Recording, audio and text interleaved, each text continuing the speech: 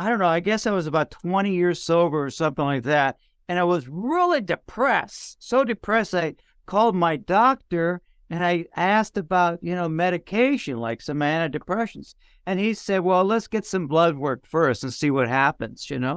So they take all this blood, and about 3 days later, he calls me and he sounds alarmed. And he says, well, it doesn't look good. We better do a bone marrow tests. And I go, bone marrow tests? And my gosh, then I start worrying about so much about this being sick and terminally ill.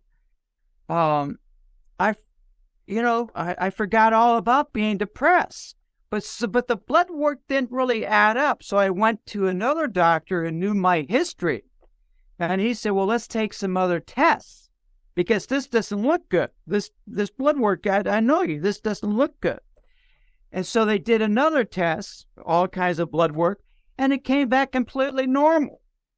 You know what?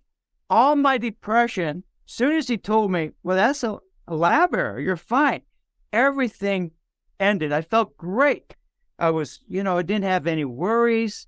I was spiritual. And the funny thing about it is, I didn't pray about that. I didn't change my diet about anything. I didn't have a spiritual awakening. It was just, I had a change in perspective. I saw things differently.